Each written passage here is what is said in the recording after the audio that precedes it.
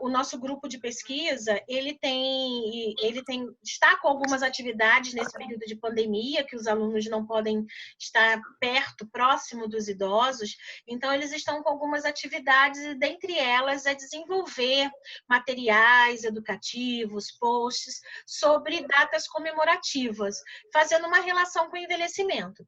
E a Camille, ela se responsabilizou por falar um pouco sobre essa questão da violência contra a pessoa idosa. Isso porque no próximo dia 15 de junho será comemorado o Dia Mundial da Conscientização da Violência contra a Pessoa Idosa. Foi uma data instituída em 2006 pela Organização das Nações Unidas, com o objetivo de criar uma consciência mundial, social, política, da existência da violência contra a pessoa idosa. E aí o GPNUT, o Grupo de Pesquisa, Extensão, Nutrição e Envelhecimento, vem trazer essa temática como uma forma de chamar a atenção para esse problema.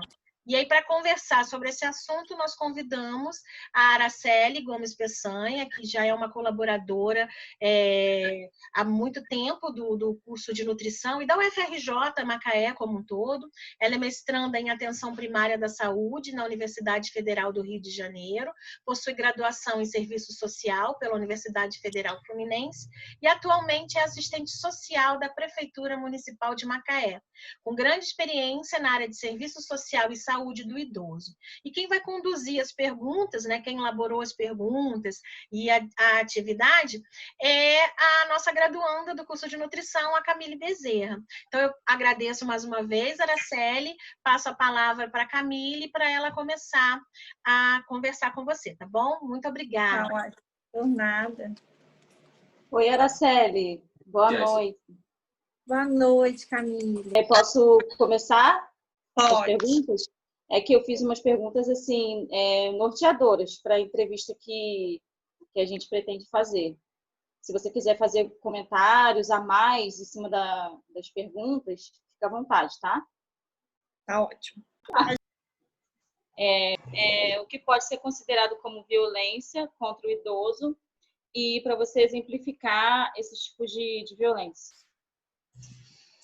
Então, o conceito de violência, a gente segue o conceito utilizado pela Organização Mundial de Saúde. Aí ela define violência assim: são ações ou omissões cometidas uma vez ou muitas vezes, prejudicando a integridade física e emocional da pessoa idosa, impedindo o desempenho de seu papel social. Então, a violência é tudo que é contrário ao direito, né? Tudo que a gente pensa que é direito, a violência é o avesso do direito. E exemplificando, são vários tipos de violência. A violência pode ser física, uma agressão que você consegue identificar assim, fisicamente pela característica, assim, um hematoma ou algum sinal assim, físico. Pode ser psicológica, você não serve para nada, você é um inútil. Quando alguém minimiza assim psicologicamente um idoso. Pode ser financeira, quando um filho, marido, esposa abusa financeiramente do idoso, utilizando dinheiro para fazer assim, alguma viagem, ou para comprar coisas pessoais, ou para comprar drogas. Pode ser um abandono, né? Quando muitas vezes um idoso ele é internado, a família deixa ele lá e não retorna para buscar, não faz o acompanhamento. Pode ser um abandono também institucional, quando ele não é negado a ele o acesso a fazer um exame, uma medicação, uma consulta. E existe a violência também sexual. Então, assim, são vários tipos de violência, considerando esse conceito da Organização Mundial de Saúde. Entendi. Então, vou passar para a próxima pergunta, que seria: quais os tipos de violência mais comuns que você observa na sua prática lá?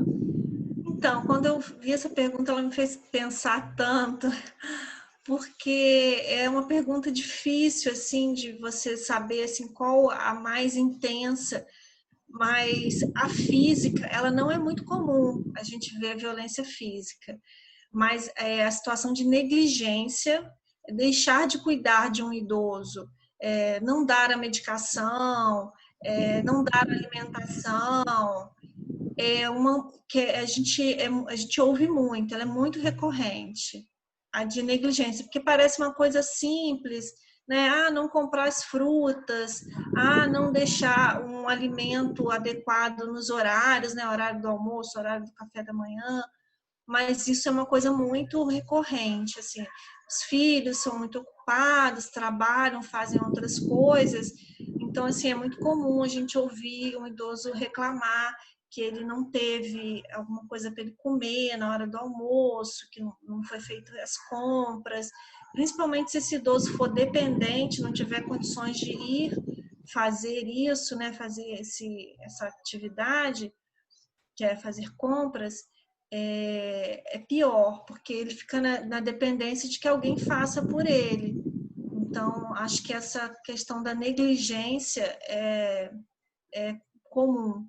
Então, a negligência ela é considerada uma violência contra o idoso? É considerado, não falei anteriormente na primeira pergunta, mas é também. Negligência, abandono. Eu anotei e vou te mandar por e-mail também. A negligência com relação aos remédios também, acredito que também. Deixar de dar medicação, porque às vezes o filho sai para trabalhar, o idoso fica sozinho em casa e para ele é difícil administrar. Às vezes esquece, não sabe se tomou mesmo, deu a hora do almoço, e será que eu tomei aquele remédio ou não tomei? Então, assim, é difícil ter esse controle, né? O suporte, é muito bom ter esse suporte familiar. Então, a negligência ela é muito comum. Parece algo simples, justamente por ser simples, é muito comum de acontecer. Entendi. As quedas, elas podem ser vistas em alguns casos como negligência doméstica. Logo, então, seria um tipo de violência, né? Acho que meio que responde o que você falou anteriormente, né? Sim, então, as quedas depende de como você vê, né? Porque as quedas, elas estão divididas, né, em causas externas. E se for uma queda, porque, por exemplo, existe um tapete na casa e o filho não retirou, né? O tapete é um fator extrínseco, né? Externo do ambiente. Então, ou uma iluminação, uma baixa iluminação, também é um fator que pode causar queda.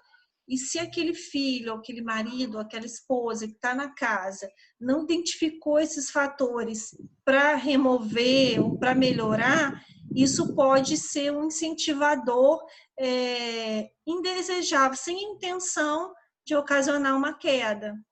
Assim como pode ter também alguém que empurre o idoso, ele caia, e aí também a queda também acaba sendo uma situação de violência.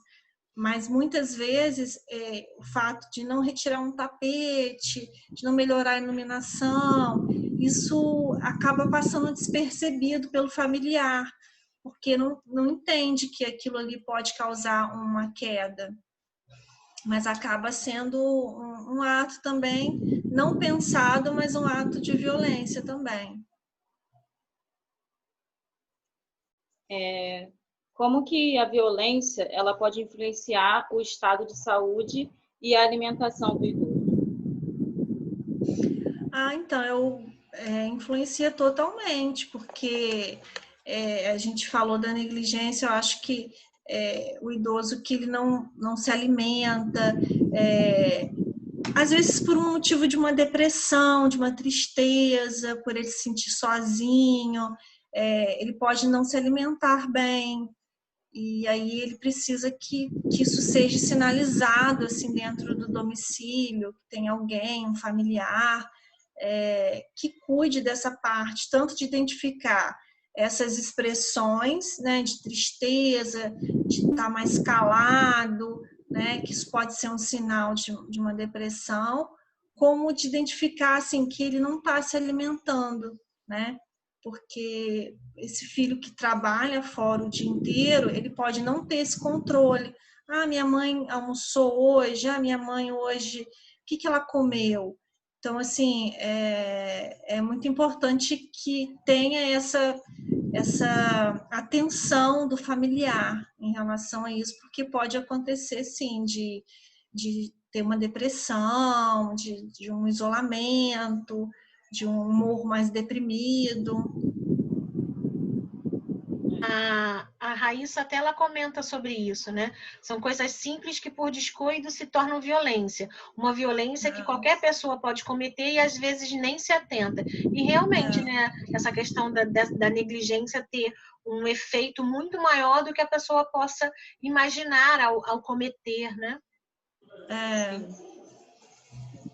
E eu acho também que o conceito é uma coisa importante de ser divulgado, porque às vezes aquilo, como a violência psicológica, às vezes a pessoa é tão assim acostumada a ouvir, você é inútil, você não serve para nada, e não entende que aquilo ali também é um ato de violência, né? Então eu acho que assim como a negligência também, as pessoas ficam tão envolvidas naquele cotidiano de trabalho, disso, daquilo, e às vezes não percebe que não cuidar, ver se o pai ou a mãe fez uso da medicação, se alimentou, isso também é uma forma de violência, né? Não é só bater, não é só aquela coisa física, né? E acaba trazendo tantos transtornos ou até mais, não que a violência física ela deva ser minimizada, não é isso, mas também traz esses complicadores, né? Também traz influências emocionais, influências físicas. Quantos indivíduos idosos acabam somatizando essa ausência, esse descaso, esse descuido? É verdade. Passando então para a próxima pergunta, se existe algum programa do governo que auxilie sobre essas violências e como que ele atua? Então, não é que exista um programa específico, né? A gente, no serviço, a gente recebe essas orientações, essas notificações, vamos dizer assim, às vezes vem de um familiar, às vezes vem de um vizinho, às vezes vem de um conhecido, entendeu? Então não tem algo livre, né? Qualquer informação sobre violência é livre de ser notificado e a gente tem um fluxo dentro da rede de Macaé. Então, quando a gente dentro de um serviço, isso pode acontecer num serviço específico para idoso ou, por exemplo, numa urgência, quando uma pessoa pode desconfiar, chegou um idoso machucado no HPM para uma consulta. Então, assim, a pessoa pode desconfiar que aquilo ali pode ter sido fruto de um ato de violência. Então, a gente tem dentro da rede de Macaé, a gente construiu um fluxo. Então, se a pessoa suspeita de violência, a gente preenche uma ficha do SINAM, uma ficha de notificação de violência. Essa ficha tem 3 vias. A gente encaminha uma via para o conselho do idoso, que vai cuidar desses dados. Ele vai só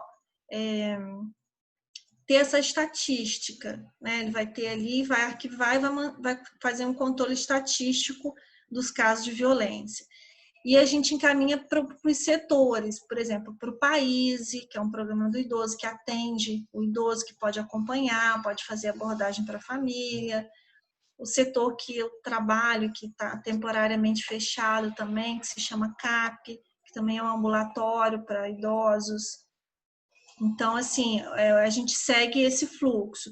E uma via também encaminhada para o CREAS, porque existe o CREAS, que é o Centro de Referência Especializada da Assistência Social, que atende os casos de violência. Ele é um órgão ligado ao Ministério Público. Então, quando tem algum caso assim mais grave, que precisa retirar assim, um agressor do ambiente, ou um filho, ou um marido, aí precisa a atuação do CREAS. E, Araceli, você falou assim que quando há uma desconfiança, então não há uma necessidade do idoso falar que sofreu agressão. Qualquer profissional de saúde ou qualquer pessoa que desconfie, né, por marcas ou verifique que o idoso, por exemplo, está perdendo muito peso e não está sendo cuidado. Então, qualquer sinalização dessa, ele pode já recorrer aos cuidados, né, para a identificação? Pode. Se o profissional de saúde perceber, é claro assim que é um território muito delicado. Imagina assim uma perda de peso, pode envolver uma complexidade de coisas. Então, inicialmente é bom ter mais proximidade com a situação, conversar com o idoso, conversar com o familiar. Caso ache que seja mesmo que possa existir naquela família uma situação de violência, aí a gente faz isso, a gente notifica, encaminha uma via para o Conselho do Idoso e outra para o CREAS, porque o CREAS vai atuar. A gente também pode atuar, por exemplo, lá onde eu trabalho, eu também posso atuar, eu posso chamar o filho para conversar, a família, a gente pode tentar conversando, entender o que está acontecendo para aquela perda de peso, vamos dizer, vamos dar esse exemplo. Mas porque não adianta, às vezes, a gente pensar assim na notificação em si, porque aquilo ali pode não agregar a família, porque às vezes pode trazer assim um conflito do filho com o idoso. Ah, mãe, vamos dizer, você me denunciou para tal órgão, você disse que eu não estou te alimentando, entendeu? Então, assim, como é um território muito delicado, a gente pode causar um problema para aquela família, se a gente não souber como conduzir, verificar de fato se é aquilo mesmo, entendeu? Então, tem que ter uma certa sutileza, assim. E existe algum disque denúncia específico para esse tipo de caso ou também seria o da violência doméstica? Então, se for mulher, é muito tranquilo, porque existe a Lei Maria da Penha. Então, assim, é uma lei muito organizada, que funciona, assim, muito fortemente. Tem a Patrulha Maria da Penha, que você liga para um número e eles vão à casa, fazem abordagem, até levam a pessoa, conduzem a pessoa até a delegacia. No caso de mulher, é muito eficiente, é muito tranquilo todo o desdobramento. Mas no caso de homem ou em outra situação, aí a gente já não tem mais tanto suporte, porque não tem o Estatuto do Idoso, mas ele não tem a força que tem a Lei Maria da Penha. Tem um disque que a gente pode ligar, que eu vou compartilhar com vocês, que é um telefone que é do CEAM, e tem da Patrulha Maria da Penha, no caso, se for mulher idosa. E no caso de homem idoso, está funcionando agora, nesse período de pandemia, o Disque Idoso. Então, é um telefone para dar qualquer tipo de informação. Eu percebi que meu vizinho idoso está sozinho, os filhos não têm vindo visitar nessa época de pandemia, e pode ligar para esse telefone. Qualquer tipo de situação, mesmo que não perceba que seja ainda uma violência, mas é um telefone que está funcionando, que os órgãos não estão funcionando, né, por conta da pandemia. Então, só de forma remota mesmo. Então, esse telefone é para tratar de qualquer assunto qualquer situação que esteja acontecendo com o idoso, em situação de rua. Estou vendo o idoso aqui, como já me perguntaram nesse período, está aqui na rua, sentado. Então, assim, tem esse telefone, esse Disque Idoso. Araceli, eu tenho uma dúvida. Quem que é legalmente responsável por esses idosos? A gente sabe que quem é responsável pelos filhos são os pais e pelos idosos. Quem a gente consegue reportar como uma pessoa legalmente responsável por eles? Então, são os filhos. A Constituição diz que são os filhos que são os responsáveis pelos idosos, pelos pais. caso os filhos não assumam, eu me questiono assim, está na Constituição, mas, por exemplo, esses casos de negligência pode muito bem estar relacionado a um filho que não queira se responsabilizar. Neste caso aí, como é que se age? Eu não digo a sociedade em si, mas ele pode ser penalizado, ele pode ser preso? Então, isso acontece porque a família, ela depende dos vínculos que você constrói ao longo da vida. Então, não adianta, até mesmo quando você fica velho, se você não tiver construído ao longo da vida um vínculo com seus filhos, não adianta que na velhice você não vai conseguir construir. Então, tem muitos filhos que eles não têm boa relação com o pai.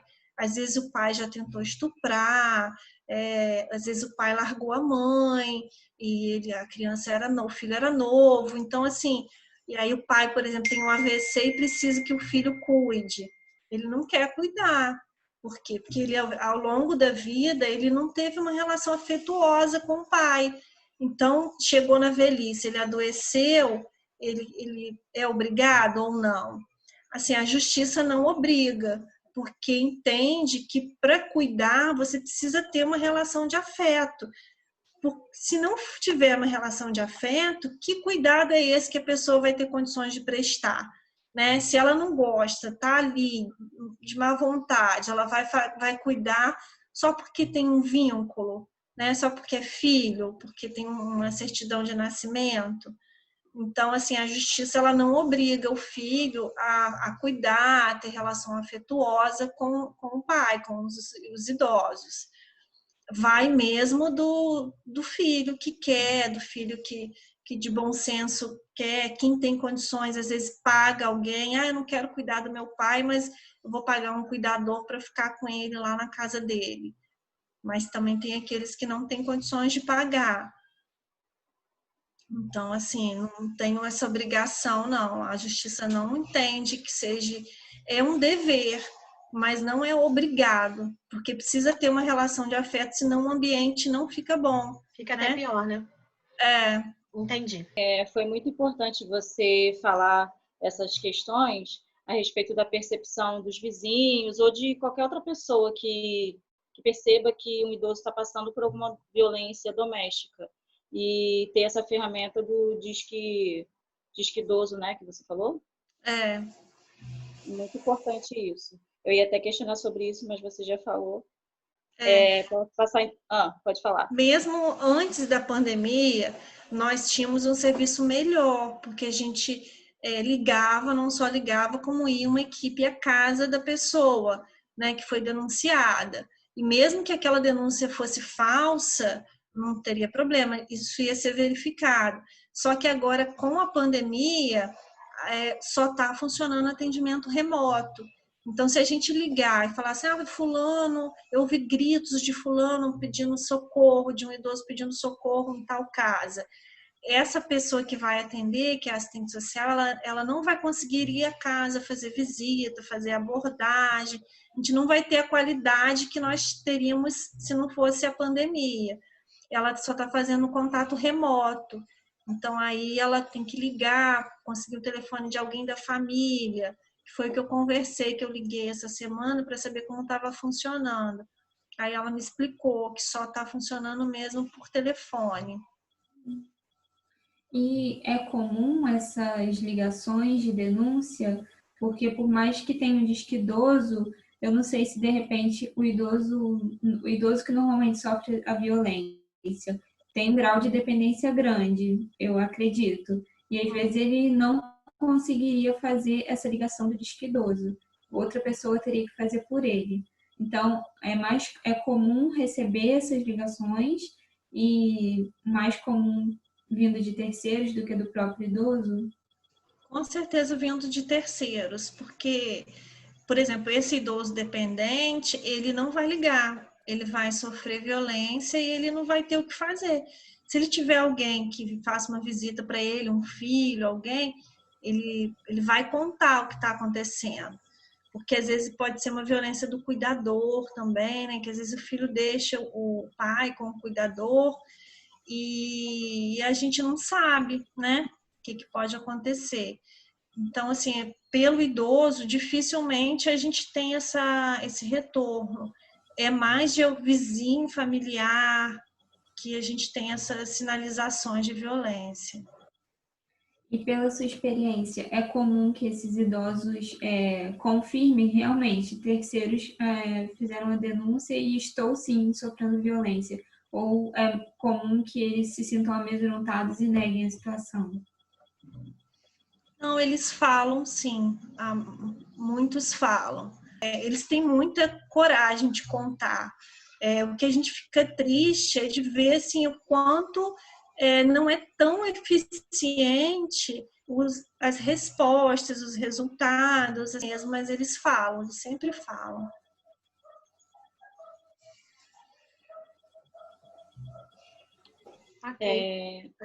Pode continuar. A próxima pergunta, então, é que nós temos instituído o Estatuto do Idoso, né?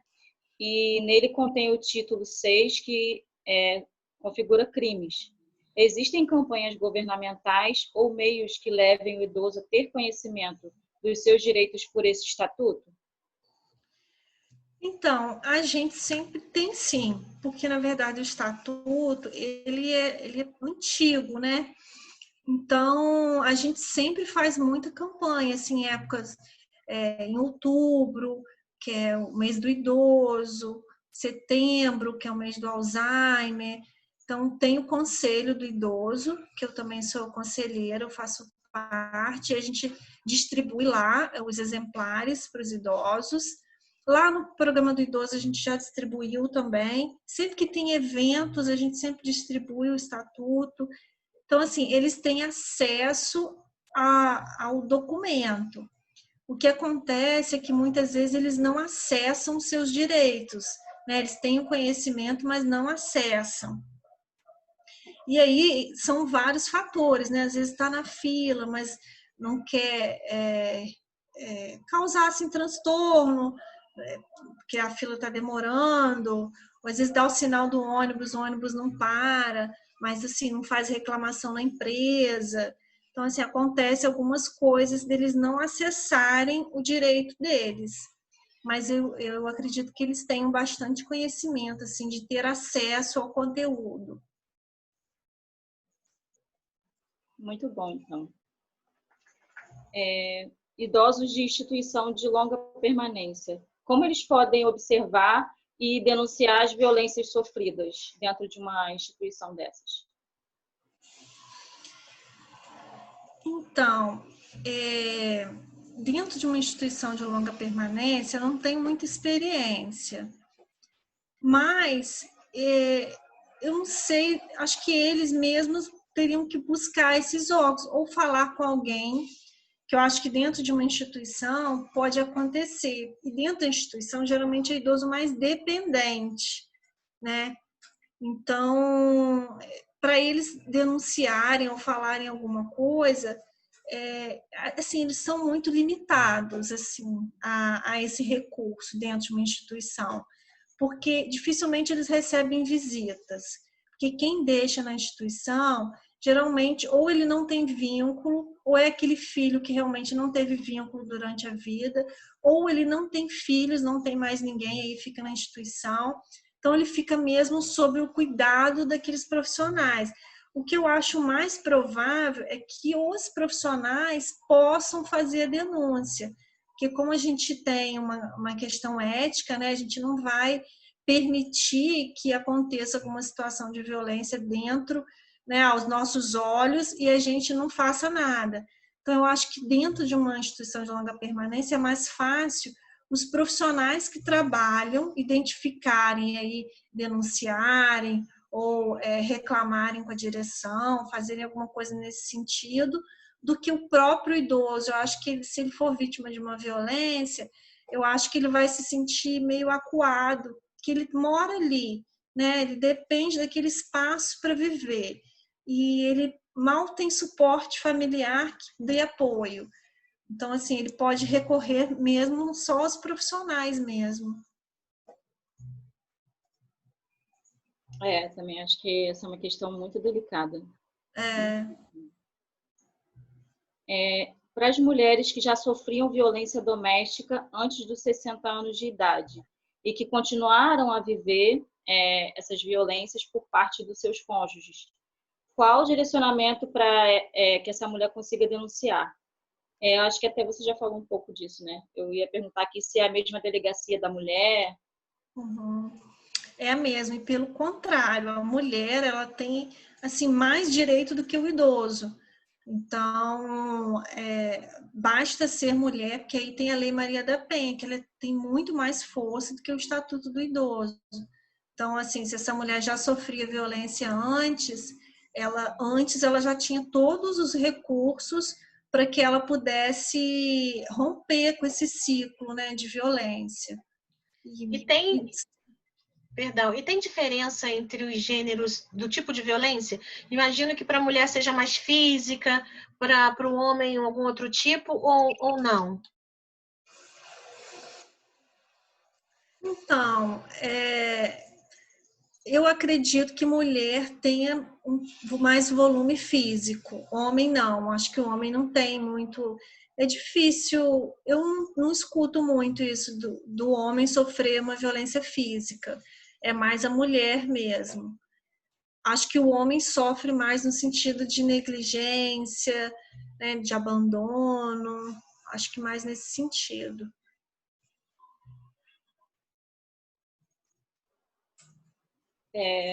Eu vou perguntar aqui como que os idosos lidam com as denúncias relacionadas a seus próprios familiares. Você já falou bastante já sobre isso, a respeito da dificuldade deles, né, de ter coragem de denunciar, essa questão deles se sentirem presos por só estarem protegidos por aquelas pessoas, enfim. Eu queria saber mais um pouquinho sobre isso. Então, às vezes pode acontecer. Eu já atendi. Enquanto você perguntava, eu estava tentando lembrar das pessoas que eu. Enquanto você perguntava, eu estava tentando lembrar das pessoas. Não? Dá para ouvir, sim. Tá ouvindo? Ah, tá. Enquanto você perguntava, me fez lembrar assim, das pessoas que eu já atendi. E já aconteceu também de uma idosa me relatar de um filho que era usuário de drogas e que ele chegava em casa, ele quebrava tudo e que ela não tinha paz com ele, mas ela não queria que fosse feito nada com ele. Então, assim, ela queria uma ajuda, mas ela não queria que fosse feito nenhum encaminhamento à delegacia, que tivesse polícia e que nada de ruim acontecesse com ele. Então, eu acho que a mulher, acho que a mãe tem mais esse sentimento assim protetor a ponto de sofrer, mas de querer proteger o filho. Então, assim, acontece mesmo da idosa, mas da mulher não querer denúncia, quer mudar a realidade, quer viver uma outra vida, mas não quer que nada de ruim aconteça ao filho. E nesses casos, como que você faz para aconselhar esses idosos, a encorajar eles a fazer uma denúncia? Então, a gente não tem esse poder, vamos dizer assim, porque tem toda uma questão, assim, até, vamos dizer assim, ética, de fazer julgamentos. Eu já atendi uma idosa que ela sofria violência do marido, mas ela não queria se separar dele. E ela relatou isso num grupo que a gente fazia, assim, junto com outras pessoas, e todo mundo achou, assim, os outros idosos começaram um burburinho, não, mas isso é um absurdo, porque se ele bate nela, agarra no braço dela, como que ela não separa dele? Então, assim, ficou aquele dilema, assim, daquela conversa, e as pessoas achando que ela realmente deveria separar, E inúmeras vezes a gente conversava sozinha, eu e ela falava para mim que ela não queria separar dele. Então, assim, eticamente não me cabe ter um julgamento dessa situação. Se alguém me perguntasse assim, Araceli, diante dessa situação, você se separaria ou não? É lógico que eu iria me separar, que eu não viveria, não suportaria viver uma relação de violência. Mas eu não posso fazer com que ela pense como eu penso, né? Ela precisa conseguir ver isso. Então, só para a pessoa se sentir encorajada, eu acredito que só nas sessões de psicoterapia, para que a pessoa consiga conversar, assim, trabalhar aquilo na história da vida dela, conseguir enxergar que aquilo ali é tóxico, né? Que aquilo não faz bem.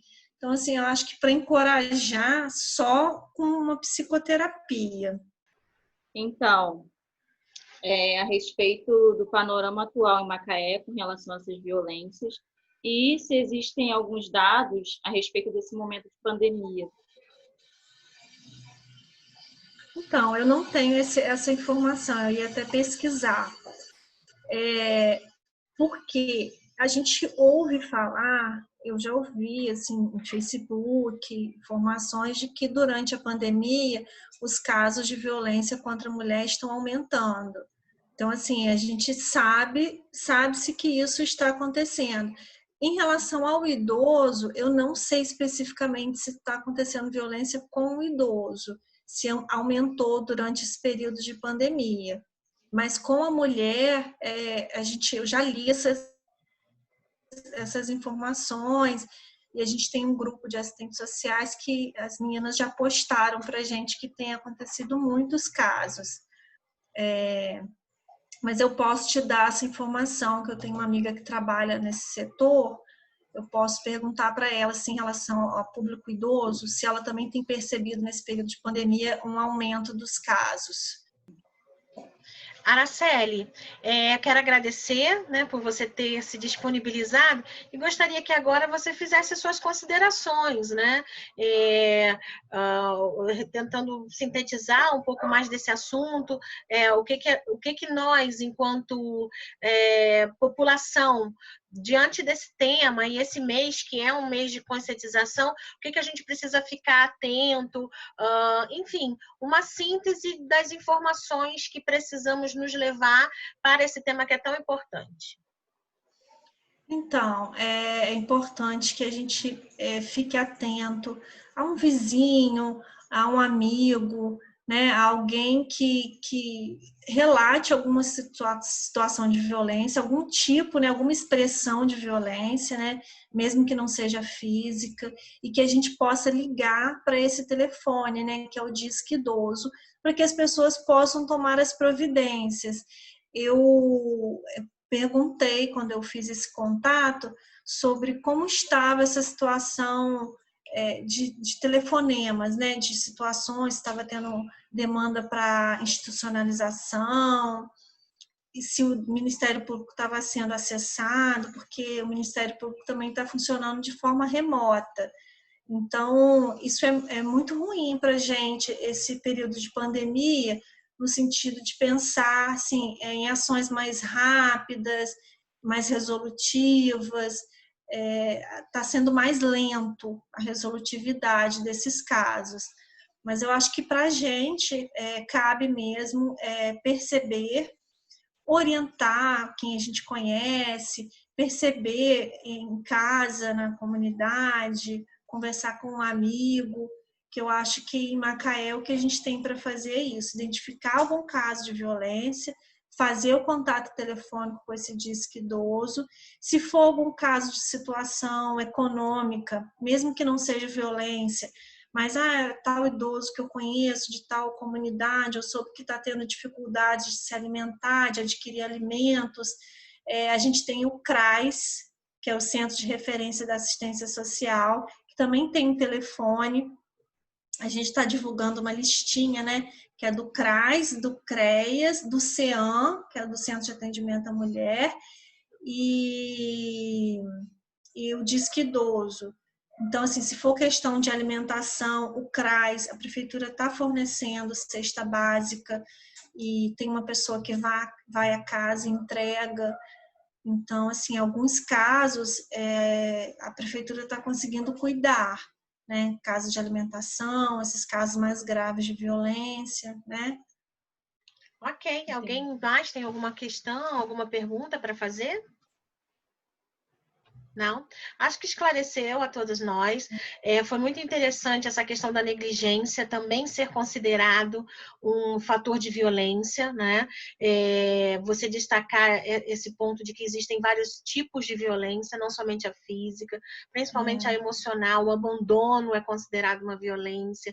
Eu estava lendo alguma coisa relacionada com a violência medicamentosa, quando algum cuidador ele administra um medicamento sem necessidade, né? Então, muitas vezes, nos casos demenciais, que o idoso pode ficar violento ou pode perder sentido, e aí ser administrado medicamentos para que ele durma, né? E aí dá menos trabalho.